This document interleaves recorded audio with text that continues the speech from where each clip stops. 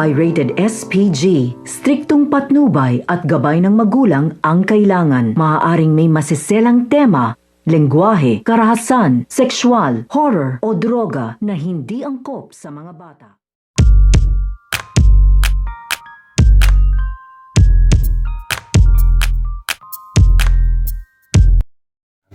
Ang pagsugod ng Black Ops kay Cardo Dalisay dito nga sa ospital. So pinag-utos na nga dito nito nga ni Lily na ito nga daw si Cardo Dalisay ay kailangan nga daw na dito na buhay nga daw ito. Kaya naman ay pinag-utos nga na dito na isugod na nga daw sa ospital ito nga daw si Cardo upang mabuhay pa nga daw dito ito nga daw si Cardo. Kaya naman sa pagsugod nga nila dito nga sa ospital kay Cardo ay nga naisipan nito nga ni Albert na pahirapan nga niya dito at singilin na nga ito nga si Cardo sa lahat ng pagkakasala nga daw niya dito nga daw sa kanya. Kaya pinahinto nga dito nito nga ni Albert yung sasakyan kung saan nga nakasakay ito nga si Cardo Dalisay ay dito na nga niya kinaladkad ang katawan nga nito nga ni Cardo at dito na nga niya pinahirapan ng husto. At nung inawat nga lang siya dito ng kanyang mga kasamahan ay dito nga tumigil ito nga si Albert sa pagpapahirap nga niya dito nga kay Cardo Dalisay dahil baka mapaslang nga niya dito ito nga daw si Cardo at mas lalo nga daw siyang mananagot dito nga daw kay Lily. Kaya sa pagdating nga nila dito nga sa ospital ay agad-agad nga ditong gagamutin ng mga doktor ito nga si Cardo Dalisay dito nga sa operating room. Pero sasabihin nga dito ng doktor na mahirap na nga daw mailigtas ito nga daw si Cardo